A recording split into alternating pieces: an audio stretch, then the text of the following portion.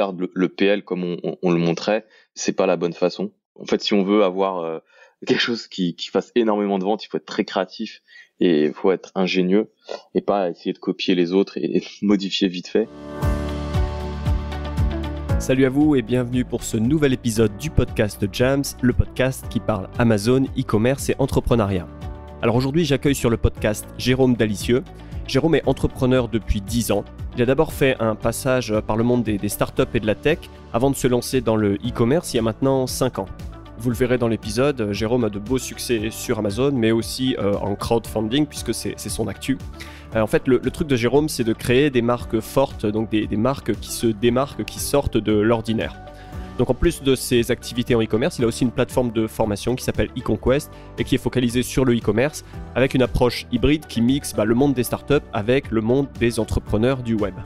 Dans cet épisode, vous découvrirez les coulisses de ces lancements de produits sur Amazon. Vous verrez aussi les transformations, les changements que Jérôme a pu voir sur Amazon de ces dernières années et voir comment est-ce qu'il s'est adapté à ces changements. Mais aussi, vous découvrirez son process pour maximiser le potentiel des marques qu'il crée. Donc, c'est vraiment un épisode très très intéressant que j'ai adoré enregistrer avec Jérôme. Avant de lancer l'épisode, je me présente. Je m'appelle Sylvain Boutry. Je suis vendeur sur Amazon et aussi fondateur de l'agence Jams. Donc Jams, c'est une agence Amazon, on vous aide à performer sur Amazon. Vous trouverez plus d'infos à l'adresse suivante, jams.fr, et ça s'appelle jamz.fr.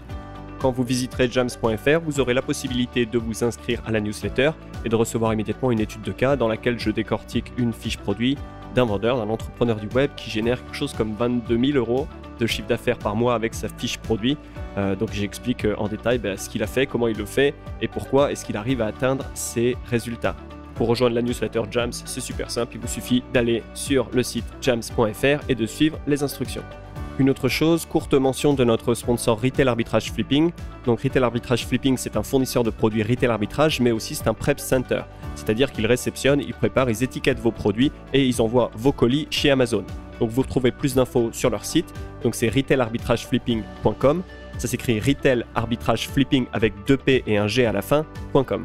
Voilà pour l'intro, on lance l'épisode. Je vous souhaite une excellente écoute de ma conversation avec Jérôme Dalicieux.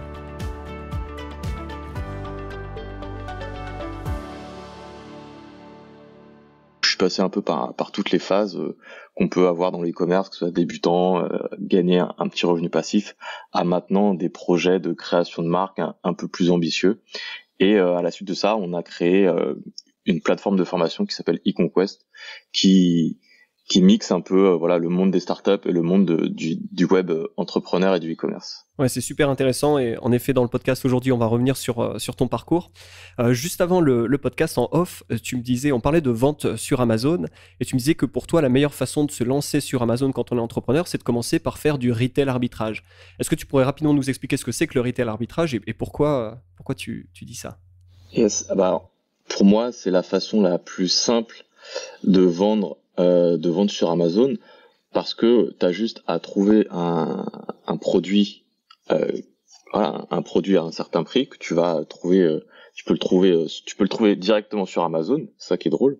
Tu peux le trouver sur une autre plateforme, par exemple sur eBay, sur un site en ligne ou à la Fnac, j'en sais rien, Darty, et en fait tu vas revendre ce produit directement sur une fiche produit Amazon existante, comme beaucoup de revendeurs font. Et moi, je pense que c'est la façon la plus simple de faire, parce que tu n'as aucune compétence à avoir. Tu as juste besoin de trouver un produit moins cher et de le revendre plus cher. En fait, tu as juste besoin de savoir faire une soustraction et de calculer la marge que tu vas te faire. Et ça, c'est le premier, c'est la base du commerce. Sans parler de e-commerce, c'est la base du commerce tout court, quoi. Ouais, tout simplement. Et c'est comme ça que tu as commencé alors en e-commerce, ou est-ce que tu as Oui. Pris un autre tu as commencé par le retail arbitrage? J'ai commencé comme ça. Honnêtement, c'était facile. L'idée, c'est que l'objectif pour moi, c'était juste de me faire un peu un revenu récurrent. Et au final, c'était le plus simple, quoi. Je trouvais des produits, je les revendais et je les mettais en ligne.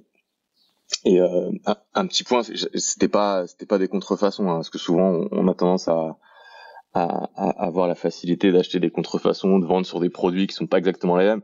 Là, c'était vraiment le même produit, la marque et tout ça. Ouais, comme tu l'expliquais, tu vas acheter un produit chez Darty, un sèche-cheveux Philips, et puis tu vas le mettre en vente sur Amazon, sur la fiche produit correspondante. C'est ça. Il n'y a rien d'illégal, c'est simplement jouer sur un delta entre deux prix, voilà, typiquement un prix en magasin et un prix sur Amazon, quoi. Exactement. Et en fait, vous n'avez pas besoin de compétences particulières pour faire ça. Vous n'avez pas besoin de savoir faire du marketing, parce que vous n'allez pas gérer la fiche produit.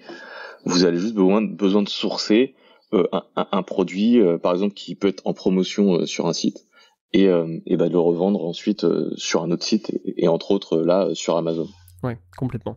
Et donc j'imagine que cette première expérience retail arbitrage, ça t'a permis de comprendre l'environnement sur Amazon, de voir un peu comment fonctionne Seller Central, donc le back-end qui permet de mettre ses produits en vente sur Amazon. Et c'est comme ça que tu t'es dit, il y a plus à faire, et que tu es parti vers la prochaine étape qui est le private label. Tout à fait, ouais. Parce que moi c'était marrant, c'était sympa au début, tu gagnes, c'est un peu toujours comme ça, quand tu gagnes tes premiers euros, t'es toujours content, mais tu vois qu'il y a quand même une limite, il y avait quand même une limite. Déjà, c'était un peu la guerre, la guerre des prix, toujours en train de gérer d'avoir le prix pour être dans la buy box et être mis et pouvoir vendre. Pour ceux qui savent pas, la buy box, c'est quand vous allez sur une fiche produit, il y a le bouton ajouter au panier, et c'est le vendeur qui a gagné la buy box qui sera mis en premier. Et c'est un peu le nerf de la guerre quand vous faites du retail et que vous avez plusieurs vendeurs sur la fiche produit. Donc ça, c'était la partie moins fun. Et ça me faisait marrer au début de chercher des produits pas chers, mais moi ça me plaisait pas. C'était pas vraiment une passion de chercher des produits en promo et les revendre. J'ai l'impression de revenir 10 ans en arrière à essayer, quand je voyais les gens essayer de trouver des coupons de réduction dans les journaux, quoi. C'est un peu le même délire. Et du coup, c'est là que j'ai découvert le private labeling. Donc, pour ceux qui savent pas, c'est tout simplement, vous prenez un produit qui est souvent sourcé en Chine, parce que c'est un peu enseigné comme ça en général. Vous le brandez, vous mettez un logo dessus, vous pouvez faire quelques changements, et vous le revendez tout simplement sur Amazon. Ça équivaut à ce qu'on appelle de la marque blanche en France, quoi. Complètement. Et du coup, quand est-ce que tu as commencé de vendre comme ça en private label sur Amazon? En private label, j'ai commencé il y a 3 ans. Donc comme tout le monde, j'ai fait, je me suis formé en ligne avec ce qui existait. Donc j'ai payé une formation. Ouais. Et les formations en soi, elles m'ont pas apporté grand-chose, parce que c'est la partie théorie est un peu, je trouve qu'elle a été un peu limitée. La partie stratégie, c'était plus la partie technique au fait qui m'intéressait, parce que je voulais aller plus vite. Voilà, comment tu configures ça, comment tu fais ta pub, comment tu fais un lancement, ainsi de suite. Et mais ça a bien changé, hein. Maintenant, c'était il y a 3 ans, au final même si c'était il y a 3 ans, c'est beaucoup plus dur maintenant de lancer un truc en private labeling. Et j'avais commencé tout bêtement comme tout le monde sur les trucs de cuisine avec des classique. Trucs, le classique truc de cuisine. Et clairement ça a pas du tout marché, moi. J'ai fait quand je dis ça a pas marché, c'est ça a généré des ventes forcément, mais ça a pas marché comme je l'entendais à la base, où je me disais je voyais des dollars dans les yeux, quoi. Et donc t'as pas réussi à t'acheter une Lamborghini en vendant des spatules en silicone? Malheureusement. J'aimerais quand même qu'on revienne un peu sur ok, tu as cette idée de vendre un produit de cuisine. Qu'est-ce que tu fais après? Tu vas sur Alibaba, tu vas le sourcer en Chine. Enfin, j'aimerais qu'on passe au travers, tu vois, du lancement et de ce qui s'est passé. En gros, j'avais fait le process un peu normal. Tu prends, moi j'avais Jungle Scout à l'époque. C'était pour trouver des idées produits, hein. Donc tu mets tes critères, qui sont les mêmes critères que les autres vendeurs sûrement. Du coup, tu tombes sur des produits qui se vendent plus ou moins bien, il y a pas trop concurrence. Tu te dis, vas-y, c'est ce produit-là, il a l'air d'être parfait. Tu vas sur Alibaba. Donc tu vois, tu tapes le terme en anglais, parce que je préfère toujours taper en anglais, parce que des fois en français la traduction est pas très bonne. Donc j'ai mes résultats, je contacte 4-5 vendeurs une fois que j'ai trouvé mon produit, je leur envoie le même message, hein. Donc faut toujours quand tu contactes un fournisseur chinois, faut pas te faire passer pour un débutant. Faut vraiment le mettre en confiance. Tu dis que t'es un vendeur expérimenté, tu vends dans toute l'Europe, sur Amazon, et tu l'expliques que tu recherches ce produit. Au début, tu poses tes questions, tu veux un échantillon, tu poses pas trop de questions, juste tu veux au moins qu'il te réponde une fois. Parce que si tu commences à poser 10 questions, en général, ça les saoule et ils répondent pas. Surtout si derrière, tu vas commander un tout petit truc. Donc, tu vas mollo et tu poses tes 2-3 petites questions. Après, tu demandes le minimum de quantité à commander. Si ça convient déjà, bah voilà, je prends un échantillon, je regarde si ça me convient. Donc l'échantillon, voilà, ça mettait au moins une semaine ou deux à arriver. Et ensuite, une fois que j'ai reçu l'échantillon, bah voilà, je commence je prends un minimum de commandes, en général 50 ou 100. Et après, bah je personnalisais pas trop au début parce que j'essayais juste de mettre un logo à 50 ou à 100 si ça passe.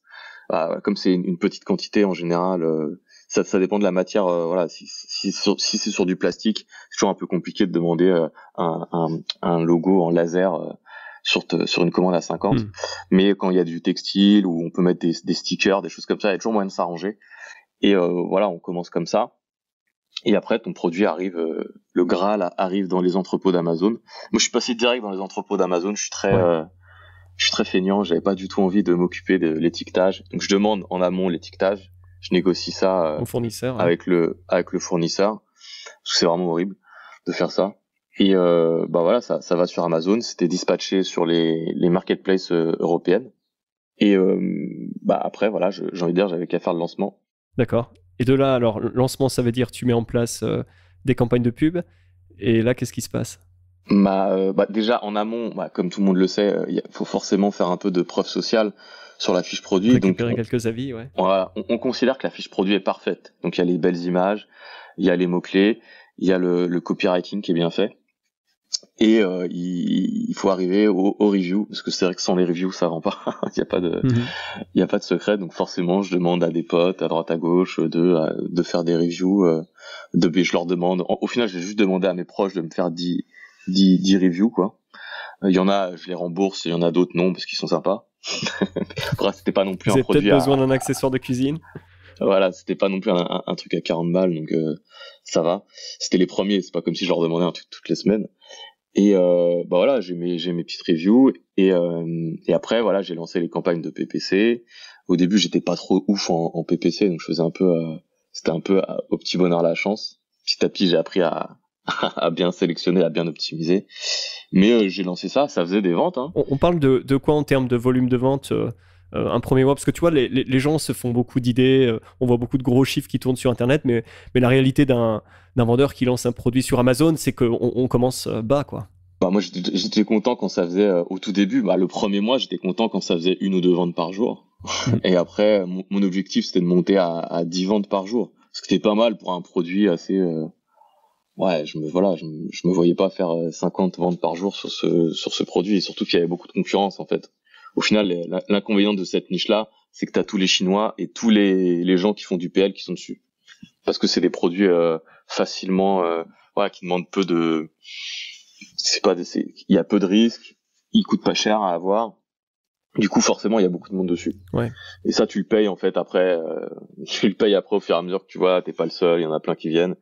Et c'est vite un peu galère si t'as pas le truc ultime en fait sur ce genre de...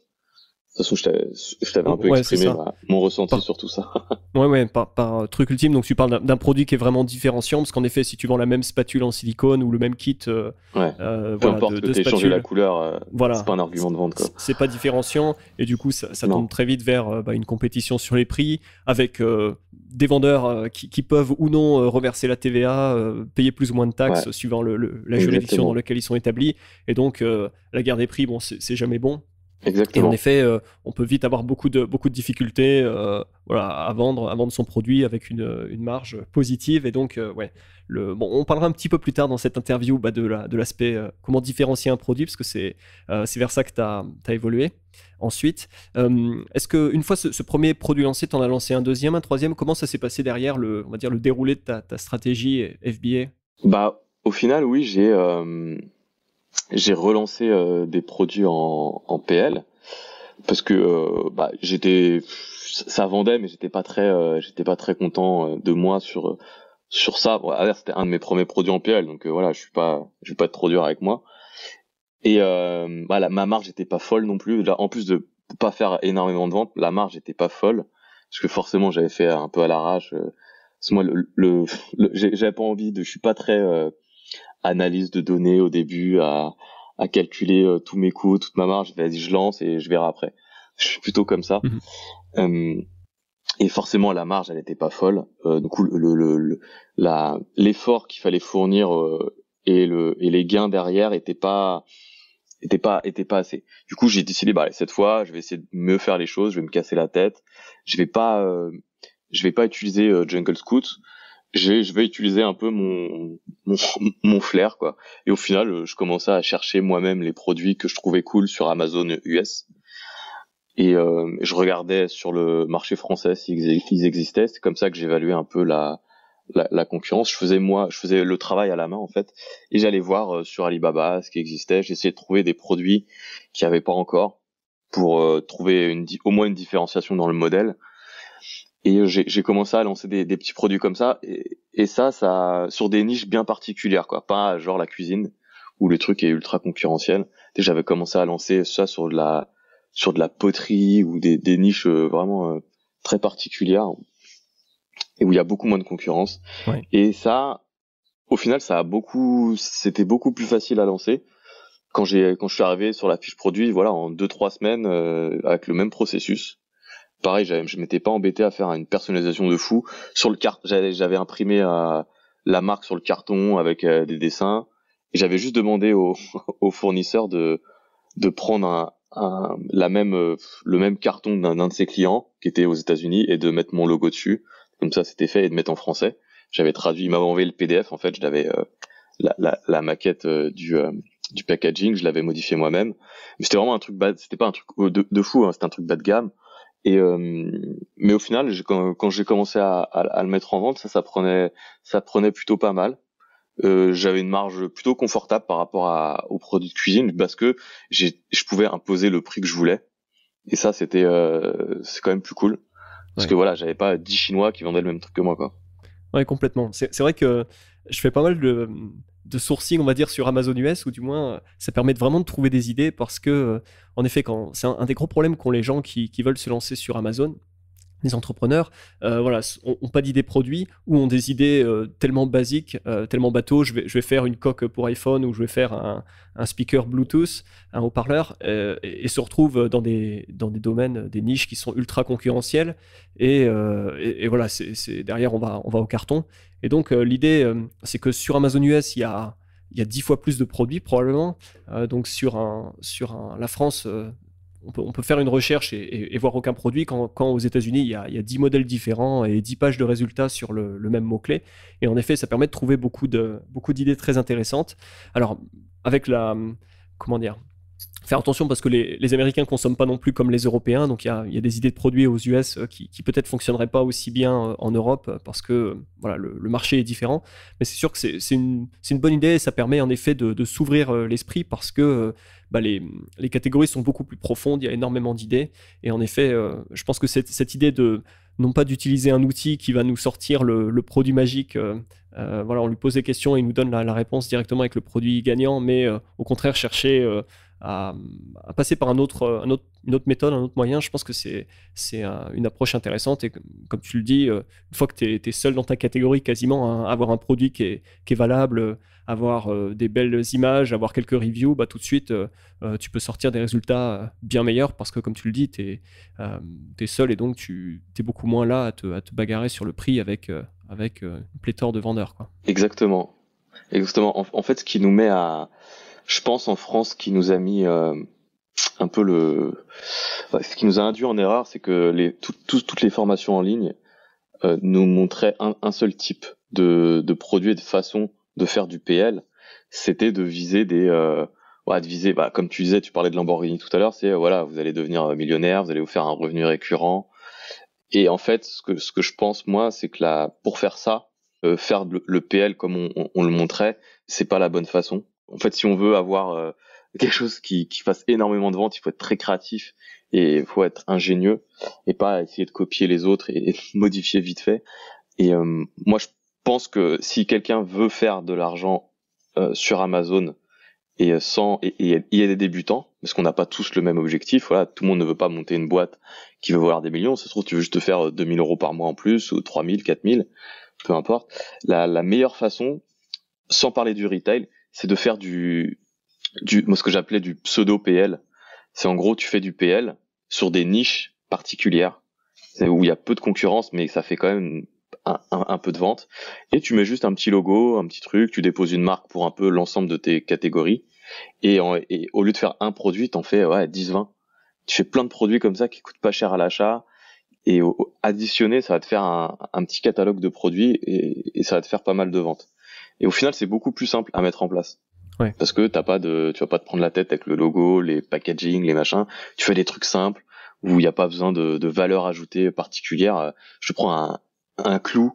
C'est un peu le truc le plus bas de gamme, mais voilà, un clou, on lui demande juste d'être solide, de se planter. Et au final, si tu pars sur des objets simples comme ça, t'as peu de risques. Et si t'en fais 30, 40, tu peux te planter sur un ou deux, c'est pas grave. Mais le cumuler tout fait que tu peux te faire tu peux te faire pas mal de ventes et pas mal de marge. Ça, je trouve que c'est accessible pour les débutants. Si t'as pas envie de partir si t'as pas envie de faire la même chose que tout le monde.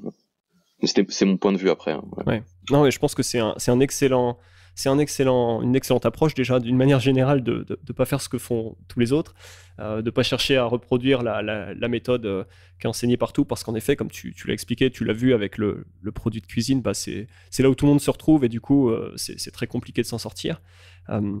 Je pense que cette approche de multiplier finalement les fiches produits, c'est intéressant aussi parce que tu dilues ton risque, puisque finalement tout le monde cherche un peu ce produit gagnant, tu vois, cette unicasine qui va venir percer et qui va devenir numéro 1 des ventes et qui va payer la Lambeau, tu vois, et puis comme ça tu pourras te faire un tatouage avec l'asine sur le bras parce que c'est lui qui t'aura apporté le million. Je pense qu'il y a une sorte de fantasme par rapport à ça, versus en effet moins de produits, plus discret.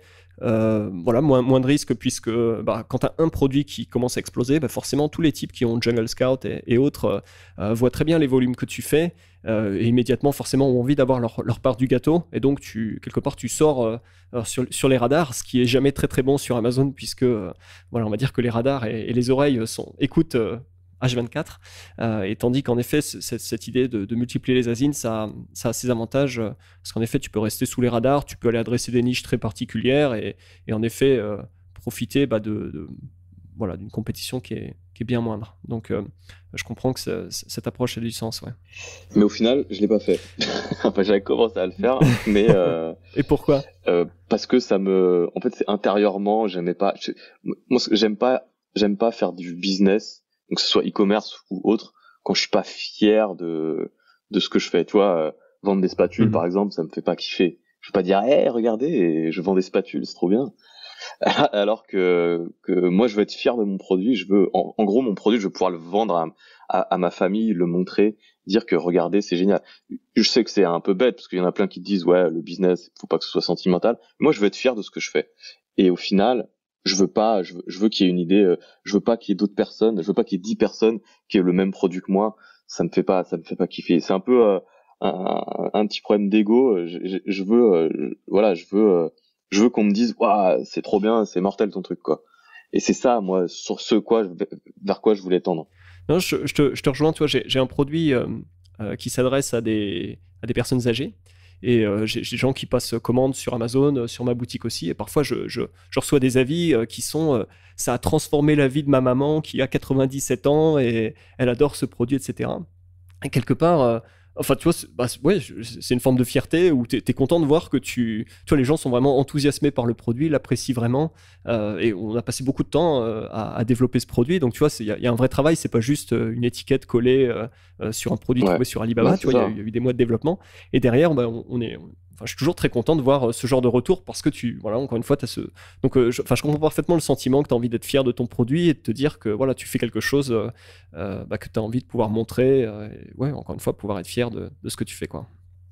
Ouais, et en plus, si tu joues le jeu d'avoir le même produit que tout le monde, en général, c'est pas des produits de qualité de fou, et t'as vite des mauvaises reviews.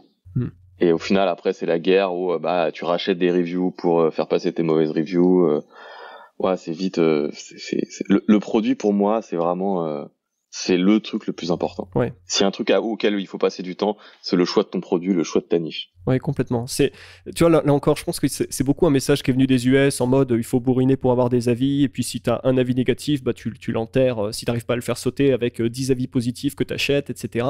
Et il faut toujours bourriner. Et peu importe le produit, le but, c'est celui qui bourrine le plus, quoi. Or, la meilleure stratégie pour avoir des avis positifs, c'est de vendre un bon produit. Exactement. C'est un produit, du coup, que tu peux vendre plus cher, encore une fois, puisqu'il est de bonne qualité. Il fonctionne bien, il fait ce dont on attend de lui. Tu peux te permettre de vendre plus cher sur Amazon plutôt que d'aller te battre avec des produits d'entrée de gamme que tous les autres vendeurs vendent. Et oui, la meilleure façon de récupérer de bons avis, c'est de faire les choses bien. Et comme tu dis, du coup, c'est vraiment une question de passer du temps sur le produit, de choisir des bons produits et voilà, de ne pas chercher forcément le raccourci ou la stratégie pour hacker l'algorithme et le machin, même si on va dire que sur Amazon, il y a quand même une part de ça qui doit exister, qui existe, parce que c'est la réalité de la vente sur la marketplace, mais c'est clair que le produit en lui-même, ça doit être le meilleur, le cœur de la stratégie, et c'est lui qui fait finalement la réussite du projet, quoi. Ouais, c'est ça. C'est pour ça qu'au début, je disais que le retail, c'était bien pour commencer, parce que si tu veux juste de l'argent, tu fais du retail, c'est super simple et t'as pas toutes ces phases à passer et au final tu peux faire les mêmes marges si tu te débrouilles bien, quoi. C'est pour ça pour moi chacun a ses objectifs quand tu te lances. Quand tu te lances en e-commerce ou sur Amazon, on n'a pas tous le même objectif. Du coup, la réponse est pas la même pour chaque stratégie. Si tu veux te faire un petit revenu récurrent, tu vas pas commencer à faire ce dont on va parler après, je pense, à inventer des produits, des concepts. Voilà, tu veux juste faire de l'argent, un peu de cash. Du coup, tu fais juste une petite transaction où tu achètes un produit, tu le revends un peu plus cher en faisant du marketing, par exemple, quoi. Complètement. Il y a ça, il y a l'aspect aussi de temps, il y a aussi l'aspect de compétence. Tu vois, typiquement, si t'es pas à l'aise avec l'anglais, t'es pas à l'aise avec le commerce international, avec parler avec des Chinois, si c'est pas ta cam, t'es peut-être pas quelqu'un qui est fait pour le private label versus si t'adores chiner, t'adores aller chercher des produits, etc. et tu cherches, comme tu viens de l'expliquer, un petit complément de revenu, dans ces cas-là, il y a des business models sur Amazon qui collent plus à des personnalités, à des profils que d'autres. C'est ça. Et c'est ça que les gens ne captent pas des fois. Parce que je suis en contact avec beaucoup de e-commerçants. Et des fois, je le vois, il y en a, je le sais, ils sont pas faits pour ça. Ils sont pas faits pour faire quelque chose d'innovant, ils ont pas cette fibre un peu créative. Mais pourtant, comme on leur a rabâché que c'était possible, des fois, faut pas oser, on a tous une façon de faire différente et une façon d'être, et chaque business on a une personnalité différente, et chaque business est pas bon pour tout le monde, quoi. C'est faux de dire tout le monde peut être riche, tout le monde a le mindset. Non, tout le monde peut réussir. Je suis d'accord avec toi. D'accord avec ça. Moi. Ouais, je suis d'accord avec toi aussi. Tu vois, je pense que je me demande, tu vois, quelle est la part des entrepreneurs qui échouent dans un projet. Dans quelle mesure est-ce qu'en gros ils étaient en train de bâtir le mauvais projet, et mauvais dans le sens qui n'était pas en adéquation avec leur force, avec leur personnalité, avec la personne qu'ils sont. Tu vois, en train d'essayer de bâtir le business d'un autre finalement. Et forcément, au bout d'un moment, tu vas rencontrer des difficultés. C'est toujours le cas dans un projet entrepreneurial. Mais si tu es dans ta zone de génie, on va dire, tu vas être capable de trouver de la ressource pour aller au-delà des difficultés, machin. Ça fait très cliché ce que je dis, hein, mais quelque part, c'est très vrai. Tu vois, si tu n'es pas quelqu'un qui aime parler aux gens, deviens pas coach ou quoi, parce que tu vas devoir parler à des gens. Et de la même manière, si tu n'es pas intéressé par le développement de produits, etc., va pas faire du private label ou quoi, parce que tu vas devoir passer du temps à développer des produits, à recevoir des prototypes, à parler à des fournisseurs, peut-être aller voir des usines, etc. Enfin, donc trouver le bon projet, comme tu viens de le dire, qui colle à la personnalité, c'est fondamental. Et en effet, je pense que le e-commerce, il y a énormément de choses à faire dans beaucoup de directions.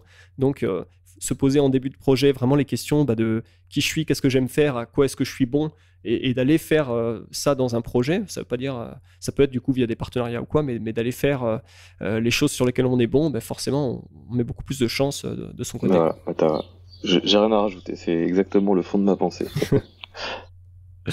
Alors plus récemment, et on parle de 2020, il me semble, tu as lancé un jeu de société sur Amazon. Oui.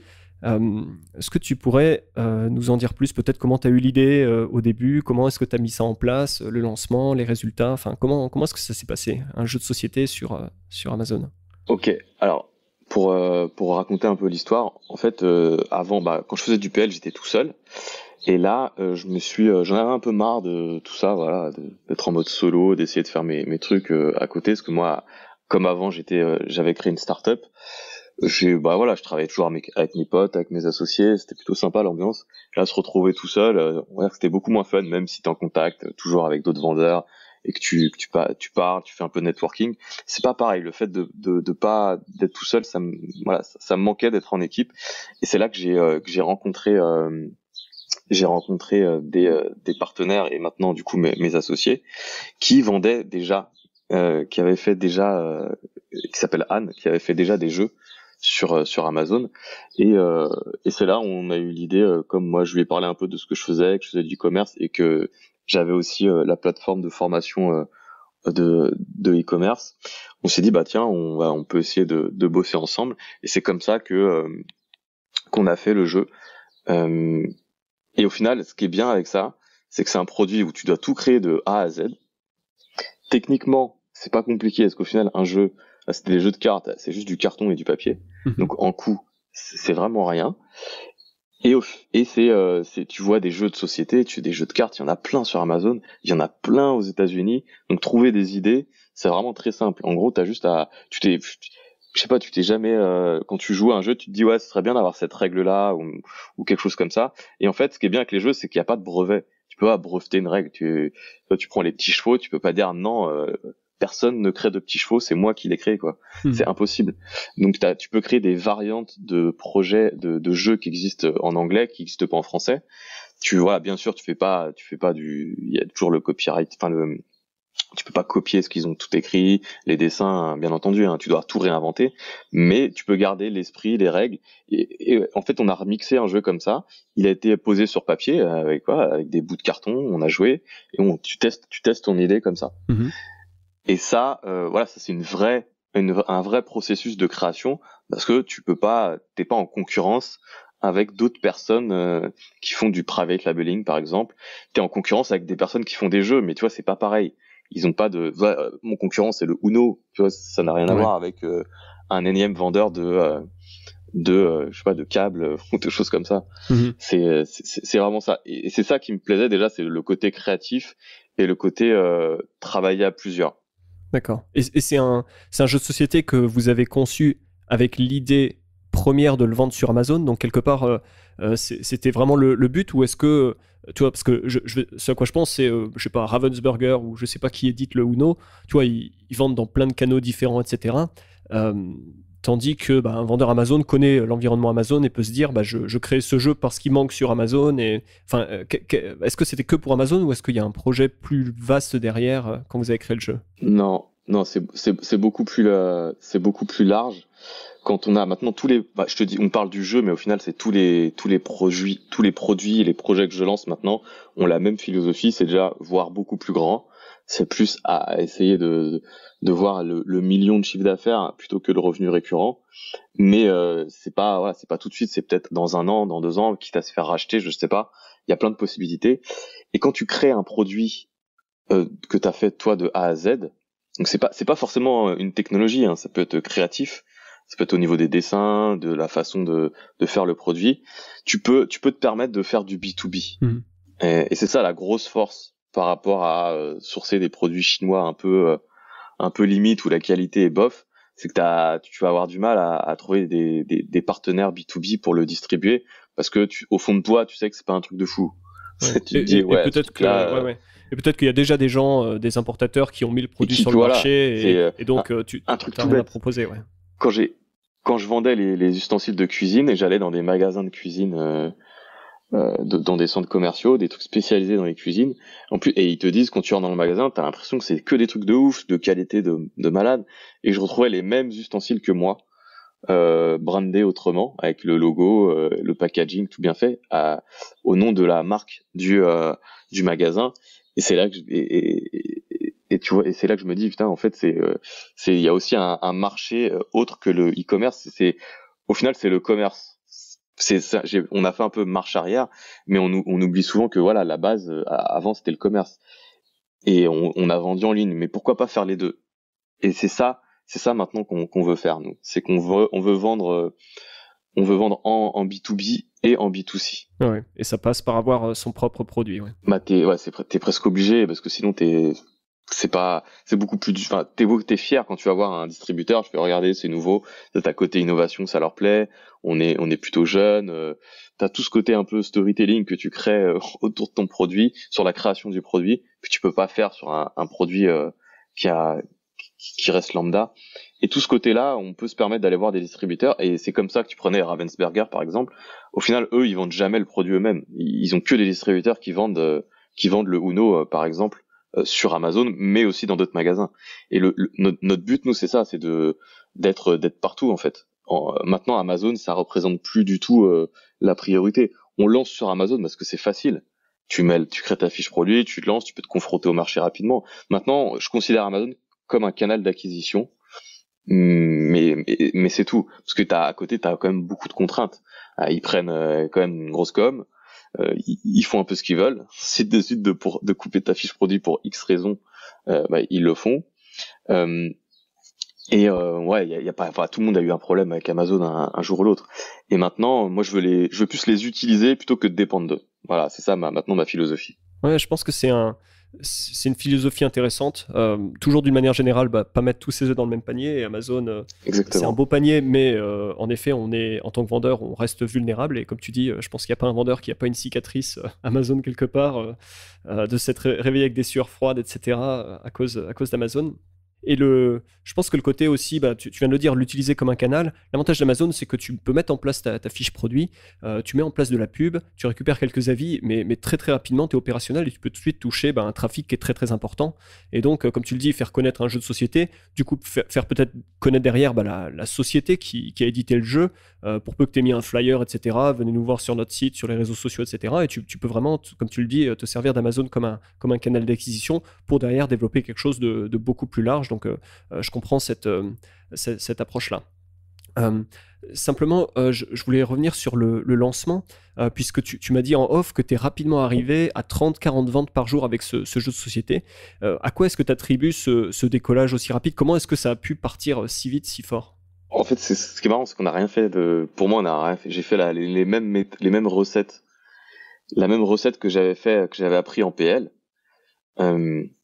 Sauf que là, c'est beaucoup moins, c'est concurrentiel sans être concurrentiel. C'est-à-dire que tu tapes jeu de cartes ou jeu de société, t'en as plein. En plus, ils ont 1000 reviews, donc tu peux dire, voilà, ça va être chaud. Mais en fait, là où il y a une carte à jouer, sur les produits un peu comme ça, c'est que il y a beaucoup de concurrence, mais la concurrence ne sait pas vendre sur Amazon. C'est là toute la subtilité. C'est que vous êtes en concurrence avec des produits. Par exemple, je te prends le Uno, tu vas me dire le Uno, comment tu veux, c'est le jeu de cartes un des jeux de cartes qui se vend le plus. Mais pourtant, tu vois, la fiche produit du Uno, elle est nulle. Elle est pas optimisée, ouais. Les images sont nulles, les mots-clés, il y a rien. Et en fait, c'est là où c'était facile. C'est qu'on avait juste à mettre les bons mots-clés. On avait juste à optimiser notre fiche produit normalement et on ressortait naturellement dans les recherches. Rajouter à ça, on a forcément boosté les reviews au début. On a boosté un peu les mots-clés, tu sais, on demande aux personnes qui mettent les reviews de faire la recherche, taper le mot-clé jeu de société, jeu de cartes, ils achètent notre produit et après ils mettent une review. Et ça booste pas mal en fait, pas mal, ça booste un peu le ranking. Et c'est plein de petites choses à additionner qui font que le lancement prend. Du coup, on a commencé au bout d'une semaine ou deux, à être à 10 ventes, après 20, 30, 40, 50, on est monté à 50 ventes par jour. Donc à la fin, au bout d'un mois, et là on a dit ça change de vendre des produits un peu flingués. Et on a que des 5 étoiles en fait. Et ça fait la diff. Parce que c'est le produit, je pense, fait beaucoup. Et on a juste fait des campagnes de PPC normales, sans avoir des taux abusés quoi. On s'autorisait à aller la première semaine ou les 2 premières semaines. J'avoue, je suis allé un peu comme un bourrin. J'étais à 100 balles de budget parce que je voulais vraiment avoir beaucoup de data dès le début pour analyser un peu les mots clés. Et il y avait pas de surprise. C'était jeux de société, jeux de cartes qui ressortaient en premier au final. Mais tu vois, je m'autorisais au début à être à 30% d'ACOS, parce que c'était long terme, c'était le lancement, fallait lancer la machine. Et après, on optimisait ou on supprimait les mots-clés sur lesquels je rankais naturellement. Donc au final, j'ai fait un lancement normal, comme on peut l'apprendre n'importe où, mais c'est juste que la concurrence n'est pas habitué, n'optimise pas ses fiches produits pour la simple et bonne raison que il y a 30 vendeurs sur le produit. Et en fait, il n'y a pas un seul vendeur qui peut tout optimiser et s'occuper des ventes. Oui, voilà, exactement. C'est pour ça que je te posais la question un peu plus tôt. Est-ce que c'était prévu de le lancer uniquement sur Amazon avec cette approche que, en effet, si tu conçois le jeu avec l'idée d'Amazon en tête, et derrière, tu mets une attention forte sur le canal Amazon, tu peux, en effet, sortir du lot assez rapidement versus des marques connues, mais comme tu dis, il n'y a personne vraiment qui pilote, il n'y a vraiment personne qui pousse, et au final, voilà, avec de l'attention, on arrive à faire quelque chose de bien. L'autre concept, tu vois, dont je parle, j'ai parlé dans un podcast précédent, c'est celui des différentes conversions, et en fait, je parlais, tu vois, des deux conversions. Donc, tu as toujours la première conversion, c'est celle qui coûte 100 balles de budget par jour, tu vois, pour faire cliquer des gens sur ta fiche produit et les faire arriver sur ta fiche produit. C'est la première conversion. Parce que pour que la deuxième conversion ait lieu, qui est celle, tu le sens venir, les gens mettent le produit dans le panier et vont l'acheter, il faut qu'il y ait eu la première conversion. Tu vois, on arrive forcément sur la page du produit avant d'aller à l'achat, passer sa commande. Mais en fait, la troisième conversion, c'est quand la personne reçoit le produit, reçoit son jeu de société, tu vois, et fait une soirée avec ses potes, et se rend compte que tout le monde se marre et que c'est excellent. Là, il y a déjà la personne, tu vois, t'as pas à la faire chier pour demander une review, tu vois, la personne est contente d'aller te laisser un avis produit, et qu'est-ce qui va se passer ?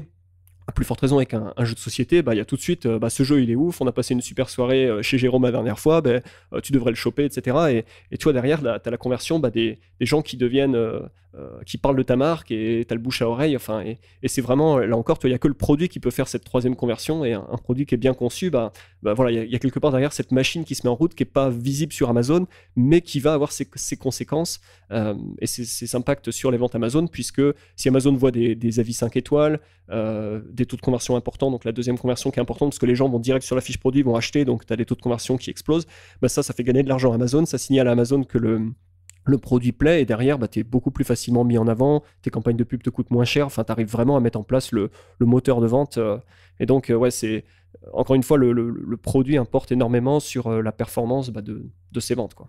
Ouais, en plus, avant d'avoir le produit, parce que ça met un peu plus de temps à faire un produit qui est nickel, on travaille beaucoup sur le côté branding, et on est vachement présent sur Instagram. Quand je dis vachement, on n'est pas influenceur, mais on crée une petite communauté, et ça marche vraiment bien sur ce genre de produit. Les gens ils partagent, il y a beaucoup d'interactivité sur tout ça, et on peut faire des jeux concours, ainsi de suite, et tout ça contribue forcément au ranking et à faire connaître le produit, et ce qu'on peut pas faire tout le temps en fonction de la niche qu'on a choisi.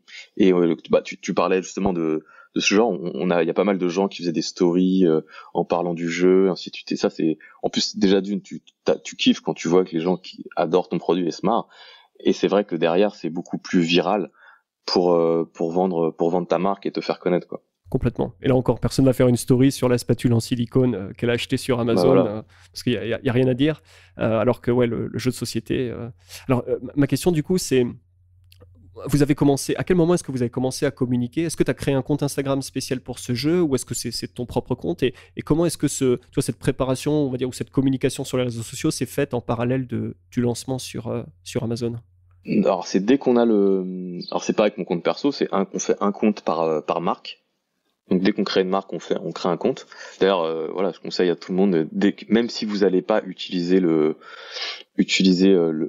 réseau, dès que vous créez une marque, créez partout Twitter, Insta, Facebook, LinkedIn. Comme ça, au moins vous avez le nom. Et après, à vous de savoir si vous allez l'utiliser, mais au moins vous avez réservé le nom, quoi. C'est un bon conseil. Et sur Instagram, on a commencé dès qu'on avait le logo et les premiers mock-ups. On a commencé à communiquer sans avoir le vrai design définitif. On avait un espèce de mock-up qui avait été fait, et on a réussi à faire des images comme ça. On a fait quelques posts pour habiller, et voilà, au final on parle du lancement, on parle des règles, on fait connaître comme ça. Et surtout, on va discuter aux comptes qui sont un peu similaires ou qui aiment ce genre de produit, en leur disant, on les tease un peu, on leur dit ouais, est-ce que vous aimeriez être bêta-testeur, tester pour nous. On essaye de les appâter et de leur donner envie pour que eux après ils parlent de nous. Déjà avant la sortie et après la sortie quand ils pourront tester. Et l'idée quand tu crées une marque et pour que ce soit fort, c'est que t'aies une base de fans dès le début. C'est pas que en fait tu veux pas avoir des clients, tu veux vraiment avoir des fans et des ambassadeurs pour qu'ils puissent parler de toi. Et c'est ça l'objectif, le premier objectif quand on lance une marque, c'est d'avoir vraiment des gens qui peuvent parler de toi, parce que ça marche toujours mieux quand les autres parlent de toi, c'est pas nouveau. Mais tu vois qu'ils ont une passion, qu'ils ont vraiment adhéré à ton produit, à ton image de marque, à tout le storytelling et tout ce qu'il peut y avoir autour de la marque. Et quand on lance une marque, que ce soit pour le jeu de société ou pour d'autres marques qu'on fait, c'est notre premier objectif, c'est ça, c'est d'avoir une communauté forte qui communique pour nous et en plus ils communiquent gratuitement parce que ça leur fait juste plaisir, quoi. Mmh. Et du coup, ça veut dire que tu vois, très en amont, tu réfléchis à qui sera ton audience.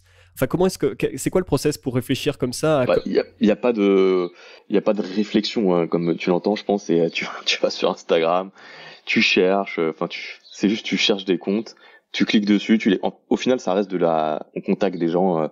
C'est comme si on démarchait, quoi. Tu prends des listes, tu contactes 10 personnes, 20 personnes. T'en as qui te répondent pas, et voilà, dans la masse, tu crées des liens avec certains. T'essaies plus de te faire des amis plutôt que des clients, parce que c'est toujours plus naturel dans les discussions, c'est toujours plus sympa. Et t'as pas le rapport à l'argent que tu peux avoir en disant ouais vas-y fais de l'affiliation, c'est combien. Ça c'est nul, ça marche si tu veux payer un influenceur, quoi. Mais si tu veux créer des vrais partenariats et des vrais liens avec des fans, faut que tu ailles vers eux, faut que tu leur en parles, et petit à petit en fait ça vient naturellement si t'es vrai entre guillemets. Mais on démarche en regardant sur Instagram les comptes et en tapant des mots clés, tout simplement, hein. Tu sais, par exemple, si on va lancer t'as des blogs ou des comptes qui sont spécialisés dans les jeux, spécialisés dans les trucs de famille, un peu, ouais, on parle comme ça, et on va pas taper forcément des gros comptes, hein. Et t'as 2000, 5000 followers, ça nous va. Si c'est très ciblé, ça fait le taf. Le but, c'est pas, ça reste de la communication et de faire connaître la marque, quoi. Ouais. J'imagine, du coup, dans la posture, c'est pas apparaître en disant bah, on est une marque et on cherche des influenceurs qui vont sponsoriser notre truc. Ouais. C'est plus, j'imagine, comme tu partagerais à un pote le projet sur lequel tu es en train de bosser. Hey, regarde ça, ou qu'est-ce que t'en penses? J'imagine que c'est aussi comme ça au niveau de l'approche que tu crées, comme tu dis, des liens et exactement. amitiés. Enfin, je sais pas si c'est le mot, mais c'est ça. Par exemple, là, on est en train de développer un projet de lubrifiant qui s'est lancé au mois de juin. Donc c'est pas sur Amazon, mais on a dû créer une communauté sur tout ça bien avant le lancement pour que le lancement se passe bien. C'était une campagne de crowdfunding, donc on a vraiment besoin que les gens viennent. Et ce qui est drôle, c'est que les gens n'achètent pas forcément le produit en soi, mais ils achètent la vision et le message qu'on veut faire passer. Et c'est comme ça qu'on va accrocher tous les autres partenaires, parce qu'ils ont la même vision que nous. Tu vois, quand t'as un produit écolo ou bio, c'est bien d'aller voir que des gens qui sont là-dessus, parce que ils vont adorer ton produit, parce que vous parlez le même langage. Et c'est ça qu'il faut chercher. ouais, complètement. Donc ouais, on est plus dans les valeurs et dans les concepts qui vont parler aux gens avant même qu'ils aient vu un produit. On cherche déjà à les fédérer autour de, enfin finalement ceux autour de quoi ils tournent déjà et s'insérer dans cet écosystème, quoi. Les gars, sur le jeu, c'était un peu plus compliqué que forcément sur le lubrifiant, c'est des trucs un peu érotiques, sexe. C'est très facile de trouver des gens pour parler de ça. Mais sur le jeu, c'était plus, on essayait de trouver, ayez des moments de rire, côté famille, jeu de cartes. Toi, c'est des valeurs plus, est-ce que vous voulez vous marrer, plus des trucs fun, comédie, voilà. C'est plus dans ce sens-là. D'accord, ouais. Ouais, donc à chaque produit, exactement, sa communication et son angle. C'est pour ça qu'il n'y a pas vraiment de mode d'emploi. En fait, ça vient naturellement parce que c'est ça qui est bien quand t'as un produit en lequel tu crois et dont t'es fier. C'est que tout ça vient naturellement, tu te poses même pas la question, tu dis bah tiens, je vais contacter lui, il a l'air bien, tu marches un peu au feeling et ainsi de suite, tu contactes de fil en aiguille, tu contactes plein de gens. Ah oui. Et du coup, aujourd'hui, MyLuby, donc la campagne de crowdfunding est en cours, mais elle a déjà explosé tous les records. Du coup, bon, on a vu un petit peu comment les choses sont faites dans les coulisses. Qu'est-ce qui va se passer derrière? Qu'est-ce que vous allez faire du produit une fois la campagne terminée? Alors voilà, la campagne, elle sert à se faire connaître. Donc déjà à créer un engouement autour de la marque, autour du concept, et aussi forcément à faire des ventes. Mais ce qui est bien, c'est que comme c'est une campagne de crowdfunding, voilà, on n'avance pas l'argent avant de lancer la production. C'est toujours ça. Hein, quand vous achetez 10 000 $ de stock en Chine, vous êtes content de... Voilà, là, on est plutôt content de pas avancer l'argent et d'avoir les ventes, les précommandes. Et le but, c'est déjà de faire connaître la marque autour des futurs partenaires. Par exemple, on aimerait bien être distribué, pas forcément en ligne, mais dans les vrais magasins physiques. Donc c'est ça notre objectif, ça va être de créer des partenariats forts avec des marques avec qui on est en adéquation. Comme on est bio et écolo, on peut pas aller n'importe où. Et voilà, notre but, c'est vraiment de se faire connaître et d'utiliser la campagne Ulule de crowdfunding pour qu'on puisse aller voir des partenaires, leur dire regardez, on a fait tant de ventes en précommande, les gens aiment le produit, mais et à côté on va bien sûr vendre le produit sur un shop. Ça il y a pas de... Après à long terme, on verra si on veut continuer à vendre, si on veut si la marque se fait racheter, je sais pas, on verra comment ça se passe. Mais tout est possible en fait. Il y a pas de plan préétabli. Ouais. On voit un peu, c'est ça, c'est un peu bizarre de dire ça, mais on voit comment ça prend. Ça peut mal se passer, comme très bien, et on voit les opportunités qu'on va avoir. Mais en tout cas, on fait tout pour mettre toutes les chances de notre côté, quoi. Ouais.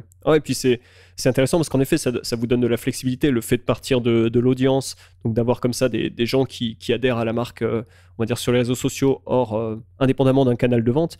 Derrière, une campagne de crowdfunding qui permet, qui est finalement un exercice de communication, qui permet aussi d'apporter de la preuve sociale. Et en effet, derrière, suivant la direction de prendre les choses, vous gardez les options d'aller sur Amazon, d'aller sur votre shop e-commerce, d'aller vous faire du B2B, vous faire distribuer en retail. Et donc, ouais, c'est intéressant de réfléchir comme ça, d'abord en termes d'audience, de marché, et puis d'y aller comme ça, plutôt que, toi, tu fais du private label, tu vas en Chine avec l'idée de lancer ton produit simplement sur Amazon. Tu n'existes que sur Amazon, tu es inconnu hors Amazon parce que voilà, il y a simplement des gens qui tapent des mots-clés, qui achètent ton produit, ils n'ont aucune idée de ta marque. Enfin, je suis en train de dire quelque part que votre approche est mieux que du private label, c'est finalement pas comparable, hein, je suis pas en train de dire, Non, mais c'est vrai que, disons qu'une fois qu'on est sur Amazon, on peut toujours chercher à aller hors Amazon, mais c'est vrai que vous avez, avec comme ça une audience et une campagne de crowdfunding, vous avez beaucoup de directions dans lesquelles partir. Je pense que c'est plus ça que je voulais dire. Et si tu veux que je te donne un petit exemple qui est sympa, c'est qu'on a fait, on a eu un produit récemment qu'on a lancé au mois de mars, qu'on a lancé sur Amazon en premier. Ça a pris, mais pas trop. Tu vois, on faisait 5-10 ventes par jour, et on volait beaucoup plus, hein. Et au final, on s'est dit, mais c'est bizarre, ça prend pas beaucoup. On s'est dit, notre cible pour nous, c'était les mamans qui avaient des enfants de plus de 6 ans, quoi. En gros, c'était ça notre cible. Et on a décidé de faire un Shopify. Et on a commencé à lancer des pubs Facebook pour récolter un peu de data sur l'audience, ainsi de suite. Et en fait, on s'est rendu compte que notre cible, c'était les femmes de plus de 50 ans. Et c'est ça qui est drôle. c'est que la pub Facebook marchait beaucoup mieux sur ce produit-là plutôt que sur Amazon. Et en fait, à la fin, on vendait 3 fois plus sur le Shopify que sur Amazon. Donc comme quoi Amazon, c'est pas toujours le canal et que dans tous les cas, faut aller prendre l'audience là où elle est, quoi. Exactement, c'est pas... moi j'adore Amazon, hein, mais c'est pas en fonction... Je pense que ta niche, ton produit, de la façon dont tu communiques, c'est pas du tout la même façon de faire. Amazon, c'est une marketplace. Au niveau, les gens, ils cherchent à acheter quelque chose. Donc en final, Amazon, c'est plus technique que de storytelling. D'ailleurs, sur Amazon, quelque chose, tu perds le lien qu'il y a avec tes clients. Par exemple, si tu peux faire de l'emailing, bien sûr, il y a des techniques, mais c'est pas aussi bien que la personne vient sur ton site, Une fois qu'elle a rentré son email, bah, tu peux vraiment communiquer avec elle, tu peux lui relancer quand tu as des nouveaux produits, ainsi de suite. Tout ce côté-là sur Amazon, en général, c'est beaucoup. Tu dois passer par des product inserts pour récupérer, pour qu'il aille sur ton site, ainsi de suite. C'est pas aussi naturel que ça. Amazon, c'est pas tes clients, c'est les clients d'Amazon. C'est ça qu'il faut pas oublier. Bien sûr, ouais. C'est très, très transactionnel. Les gens viennent, achètent un produit, ils savent pas quelle marque, ils réalisent même pas parfois. Hein. Il y a beaucoup de gens qui réalisent même pas qu'il y a des vendeurs sur Amazon. Les gens pensent acheter à Amazon comme on achète à Carrefour, on achète à Intermarché. Et oui, c'est sûr que c'est très difficile de construire une vraie stratégie de marque sur Amazon, alors que, on va dire, hors Amazon, il y a beaucoup, beaucoup de choses à faire. Avant de terminer l'interview, j'aimerais qu'on parle un peu de e-Conquest. Est-ce que tu pourrais nous dire un petit peu ce que c'est et notamment votre positionnement qui est intéressant, j'aimerais en savoir plus. Yes. Alors du coup on a créé ça il y a 1 an. En fait c'était la transition, je venais de j'avais un peu fait le tour en e-commerce en mode solopreneur. Donc j'avais fait des Shopify, j'avais lancé des produits sur Amazon et je restais un peu sur ma faim. Pas que ça a pas marché, mais voilà, je m'ennuyais. Enfin, pour moi il y avait pas assez de défis. Et c'est là que je suis retourné voir Oussama, donc de The Family, parce que avant ma startup, en fait je le connaissais avant parce que ma startup avant était dans The Family, et je lui ai dit, putain, ce serait vraiment bien d'avoir une offre de formation qui allie le côté startup qui est toujours très qualitatif, très intelligent, avec le côté web marketing qui savent vendre. Il y a pas photo, et les gens qui font du web marketing sont des très bons vendeurs. Mais des fois, on va dire que le produit en soi, que ce soit un produit ou un service, est un peu discutable. C'est pas le débat, mais nous, ce qu'on a voulu faire, c'est prendre le bon côté des deux et de proposer, d'apprendre aux gens à faire des produits et des services de qualité, mais avec les techniques, les dernières techniques marketing. Et ce qu'on dit, on prend le meilleur des deux mondes et on essaye de proposer du contenu là-dessus. Donc pour ça, on a commencé, on a interviewé pas mal de fondateurs de startups, toujours sur du e-commerce. Et on leur a expliqué on leur a posé des questions, comment ils faisaient, comment ils ont fait ça, comment ça s'est passé. Et c'est marrant parce que j'ai appris énormément de choses. Notamment sur le e-commerce qui est pas où tu peux clairement viser une levée de fonds dès le début. Tu peux avoir un plan bien précis, ta façon de communiquer avec le SAV il y avait des fondateurs, ils passaient énormément de temps à faire du SAV, et c'est grâce à ça que leur produit était reconnu. T'avais toujours le côté B2B qui était présent, ça toujours. C'est un peu ça qui m'a décidé moi à m'orienter vers ça après. Et ce qu'on voulait, c'était proposer un contenu qui n'existait pas, parce que je connais un peu l'offre de formation e-commerce, et il y avait pas souvent, c'est des trucs un peu on te dit comment tu veux gagner de l'argent, et on a voulu montrer du contenu différent, et surtout montrer aux gens que de leur ouvrir l'esprit pour être créatifs et leur donner des idées en leur montrant que regardez tout le panel en fait qui existe en e-commerce, il n'y a pas qu'une voie, il y en a plein, et c'est à vous de choisir celle qui vous correspond, quoi. D'accord, c'est top. Moi, je mettrai dans tous les cas un lien vers e-Conquest en description du podcast pour les gens qui veulent en savoir plus. Si on veut te contacter, Jérôme, comment est-ce qu'on peut te trouver? Par où on passe? Sur Instagram, il y a l'insta d'e-Conquest, ou sinon il y a mon Instagram à moi qui est Jérôme Quest. D'accord. Donc je te donnerai les liens aussi si tu veux. Impeccable, bien sûr. Je mettrai ça en description du podcast également. Je te remercie Jérôme pour tout ce que tu as partagé, et puis je te dis à très bientôt. Merci à toi, à bientôt. Ciao.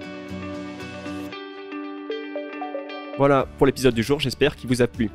Donc comme d'habitude, vous trouverez les liens en description du podcast pour retrouver Jérôme sur Instagram, pour aller sur le site e-Conquest et découvrir les formations qu'il propose.